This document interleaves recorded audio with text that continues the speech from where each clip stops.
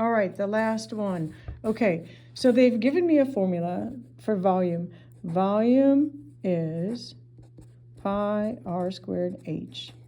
And they want me to replace r and h with some stuff and rewrite the formula. Let's start off with a simple way. Let's just say r is 2 and h is 3. You guys know how to do that. That's so easy. Everywhere I see r, put a 2. And everywhere I see h, I put a 3. There. That's what you would do. And that would be pi, and that's 2 times 2 times 3. And we'd get pi. 4 times 3 is 12. 12 pi. That's the answer for my simple case. But ours is going to be very similar, but it's just going to have more stuff with it. We do the exact same job. The process is the same. So instead of r is 2, r is 2a. And h is not 3. It's 3a minus 2. Do the exact same thing. Okay, pi. So here we go. Make a line. I'm going to start with pi. And r squared. So r, I'm going to take whatever r is and square it. R is not just 2 this time, it's 2a. And then h is not 3. H is bunches of stuff, 3a minus 2. And we multiply. That's why I put my parentheses to indicate I'm multiplying by all of h. There we go. Now all we have to do is clean that up to find the matching format.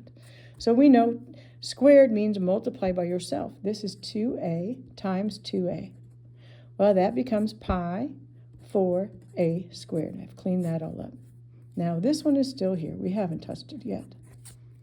All right, now next job. We have all of these things distributed to this to get rid of all of our parentheses. So, if I take a simple example, let's do a similar example. What if I said 2x times x minus 1? You know I take 2x times x, you'd get 2x squared. And then I take 2x times minus 1, and you get minus 2x. You know how to do that. You're going to do the same thing over here, but this time there's 3 bits of things instead of 2. I'm still going to take all of that times all of that.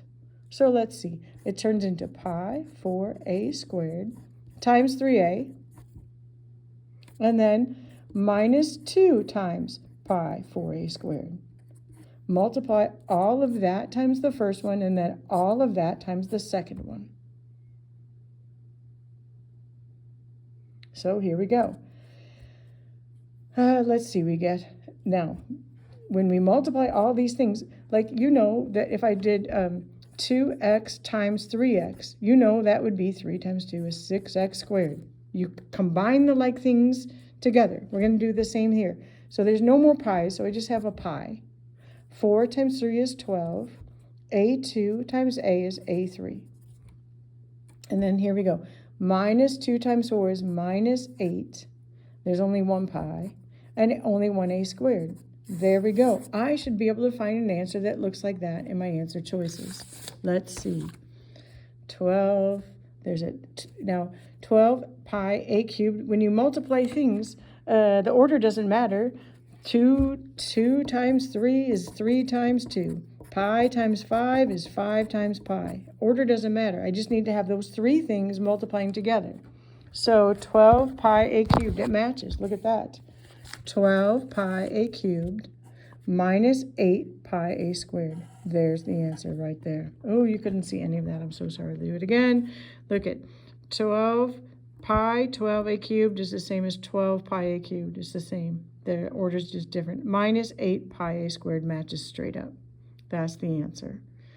There you go. Here's another problem, just plugging it in. All of this stuff is just testing that you understand how negative signs work.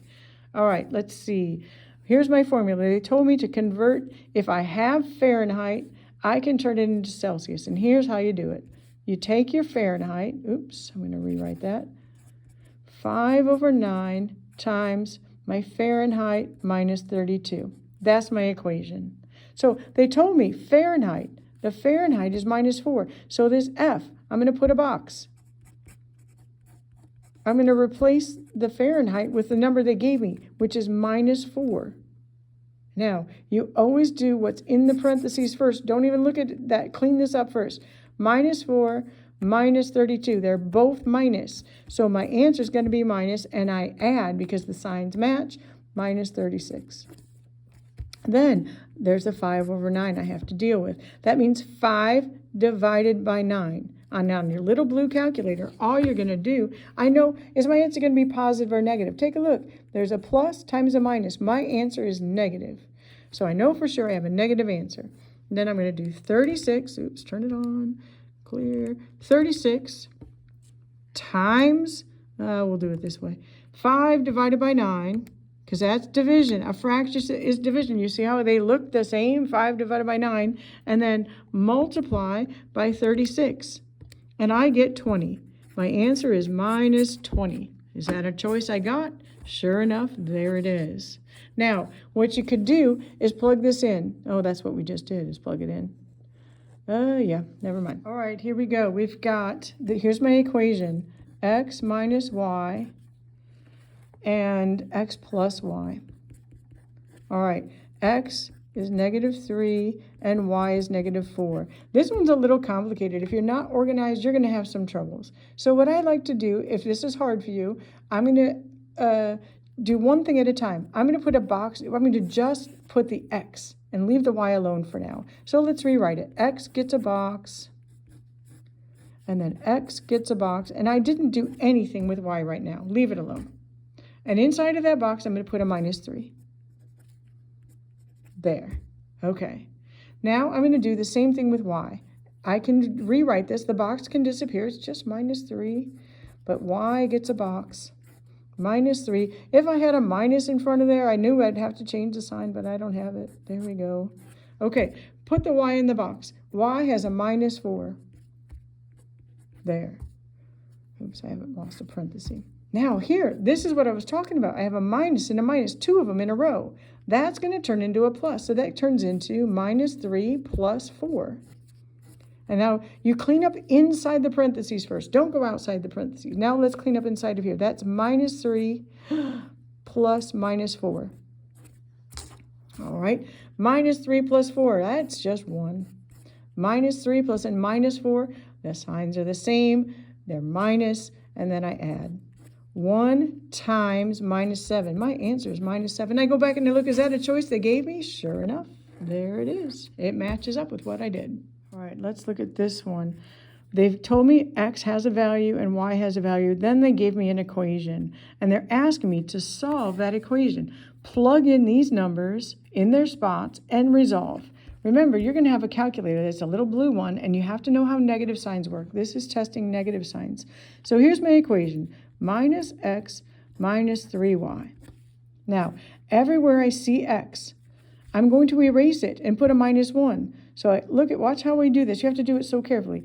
They told me x is -1. So I'm going to go find the x, carefully erase it, and put a -1 right here. And look, there's 2 minuses. -1. That's what happened. That did not fall away. You have to make sure you keep it. So now we all know minus right next to each other turns into a plus. So now I have a 1 right here. And now I have -3. But wherever I see y, they told me y is -2. Now we also need to know -3y. That means 3 times y. I could put parentheses right there. Where I see the y, I'm just going to put a -2. So -3 times -2. Now we should know when we multiply 2 negatives next to each other, that turns to positive. -3 times -2 turns to +6. So I get 1 plus 6. My answer is 7. So my answer here is 7. But every possible error that you could possibly make, like if you forget to change this to a +1, oh yeah, that answer is going to be a choice for you. You have to get every single one of those negative signs correct throughout the whole problem. Let's do it again a little slower in a different way. -x minus 3y. Minus box minus 3 box. Here, go put, this is the x box. Put the x inside of there. That's -1. Go here, in the y box, put a -2. Does that help you to see it better? -1 times minus turns to plus. And this is multiply. You have to know that it's a multiply. So +6. There it is. It's a different way. Use a box if you need to. We'll do an example 7 with a box. Here we go. Here's my equation. 2x squared minus 4x plus 1. And they're telling me everywhere I see x, put a minus 3. So let's do that, but let's start. Everywhere I see an x, I'm going to put a box squared, minus 4 times the box, plus 1. Everywhere in the box, put a minus 3. There we go. All right, the box gets squared, not the 2, just the thing in the box. Minus 3 times minus 3 is going to be positive 9.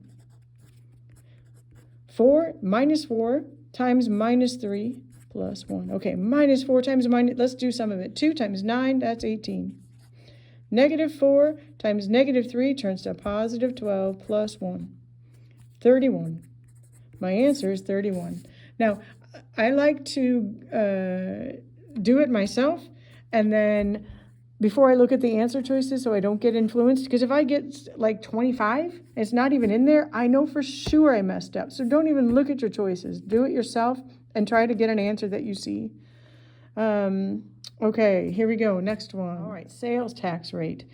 So when you buy something, you're going to pay tax on it. And let's see. They've got to pay, the game costs $60. But you don't pay $60. You're always going to pay more because you got to pay the tax. After the tax, he paid $65.40. Well, it's pretty easy to find out exactly how much the tax was. The tax was $5.40 extra for tax. Okay, I've got all my information. How can I find the sales tax rate? What does it mean? The percent of this original cost has a tax. So I'm going to pay some percent of that extra to make to pay my tax. So $60 times some tax rate is going to equal $5.40 extra for the tax.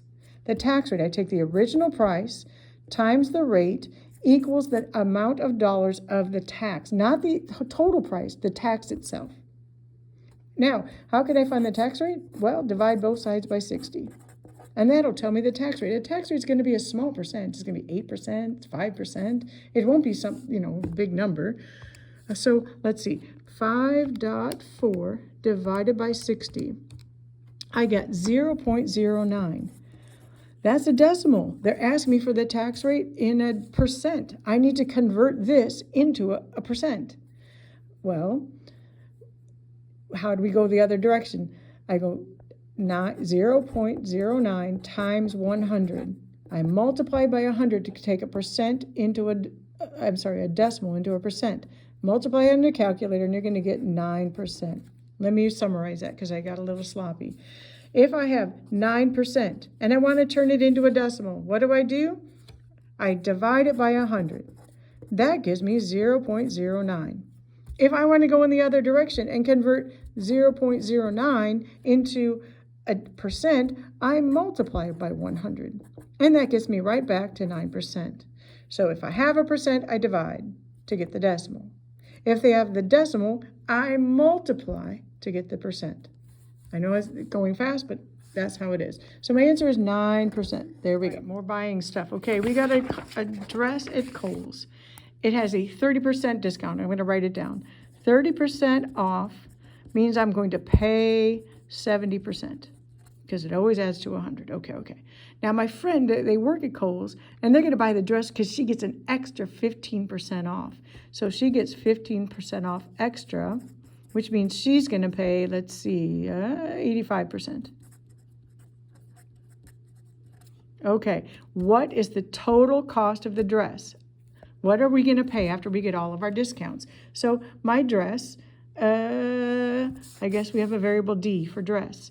My dress costs D dollars, but I'm not going to pay all the D. I'm going to pay 70%, and then I'm going to pay 85%.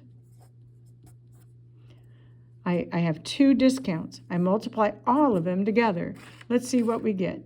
0.7 times 0.85. My total discount is 0.595. So my discount, I'm not going to pay the full amount of the dress. I'm not going to pay 70. I'm not going to pay 85. I'm going to pay 0.595% for that dress. And there is the answer. I take the 2%, multiply them together. Okay, Here we go again with buying stuff. She bought some AirPods. The price was reduced by 10%, so it's 10% off.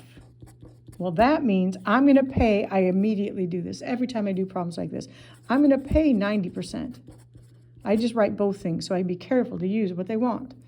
If the sale price without tax, so the sale price, the price after the sale is $161.10. That's how much I paid for sale, paid on sale. Well, how much was the original price?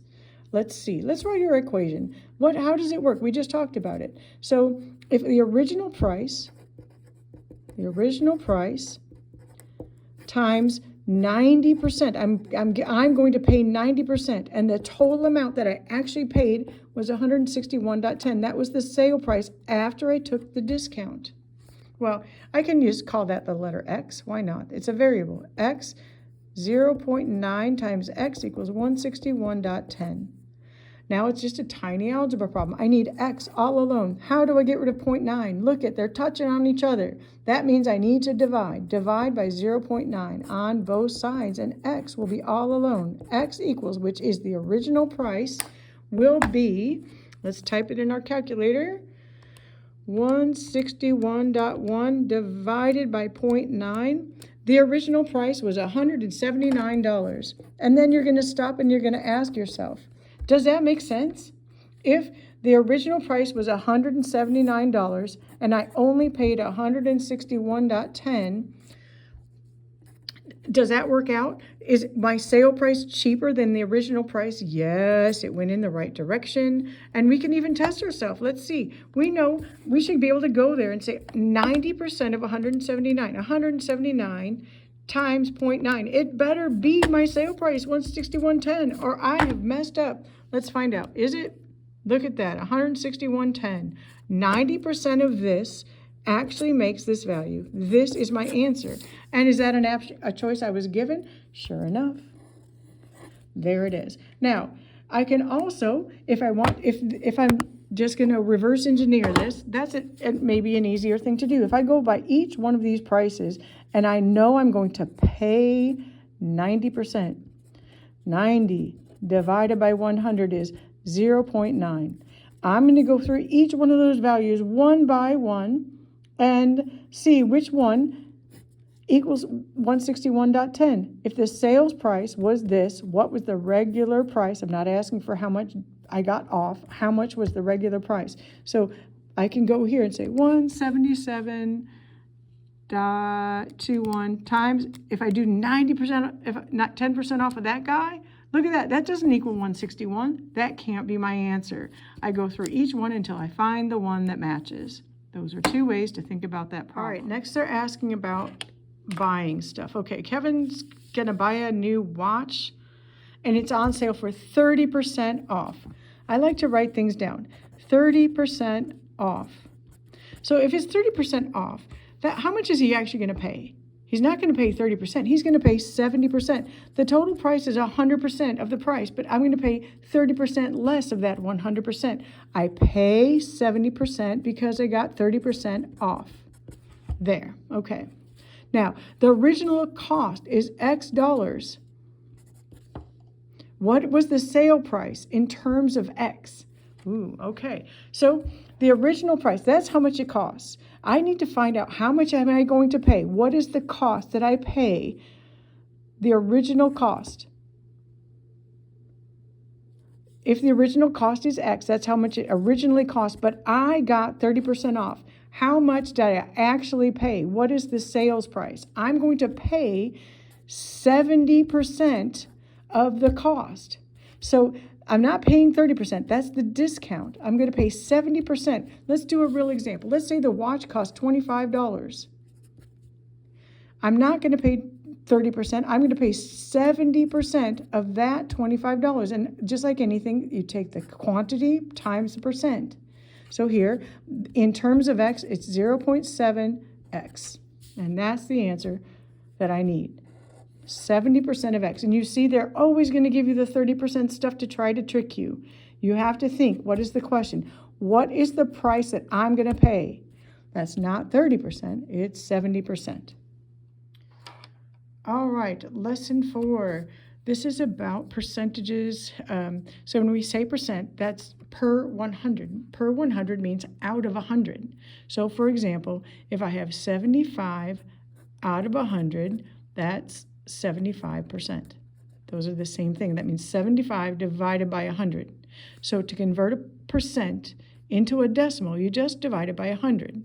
So for example, be careful. This is the most common mistake of all time. If I say 50%, you know that's 50 out of 100, and you get that that is 50%. But if I say 5%, there's only one digit there. So if that's going to be, if I divide 5 by 100, that's 0.05. 0.05. I need 2 digits here. I only have 1. I'm going to put a 0 in the front. 6% is 0.06. 60%, well, that's going to be 0.60, 0.6, 2 digits. Hopefully that makes sense to you. Okay, let's see, 70 out of 100. We can express a percent as a decimal or as a fraction. What does that mean? 50% is 50 out of 100 or 0.5. Those mean the same thing. Okay, so here's an example. How do we do percents? If I want to do the percent of a quantity, let's just say I want to know how much is 25% of 322. I'm making up an example. It's not on your sheet. I'm just showing you like the general idea. So first thing I want to do is turn my percent into a decimal. So I take 25 and I divide it by 100, and I see that the decimal value is 0.25. Be careful when you do this. If you're not comfortable with it, use your calculator. Take your value and divide it by 100 and get the decimal. Once you have it, all you do is multiply by your total quantity. So 0.25 times 322, that'll tell you how much is 25% of 322. All right, let's do one. So we've got this graph, and they're showing me there are 5,000 total students, and all those students are split up by a percent. 15% of those 5,000 like alternative music, blah, blah, blah. So they're asked me to find what's the difference between, that means like subtract, the number of jazz listeners and the classical listeners. The first thing I need to do is find out how many are there. So jazz has 15%. I need to find 15% of 5,000. So I divide that by 100, and I get 0.15 times 5,000. And I get a number. Let's see, I need a calculator. Here we go. So 0.15 times 5,000. And I get, there's 750 kids that like jazz. And it's real nice if you keep organized and put it into a table. I've got jazz, and there are 15%. And I know that the number that goes with that is, what did I say, 750. Next, the thing I care about is classical. What's the percent for classical? Classical is, look, there it is, 10%. 10% of 5,000. So the first thing I need to do is take the 10% and turn it into a decimal. 10 divided by 100 is 0.10. 0.10 times 5,000 total students. Sorry, you can't see that. 0.1 times 5,000. Just type it in your calculator, and you get there are 500 students total that liked classical out of that chart. So that the thing they asked me to find the difference between, that means I need to subtract 750, subtract 500. So look, 750 is an answer, 500 is an answer. All of those are going to be wrong. You need to find the difference. Be very careful. Read the question and do what it asks you to do.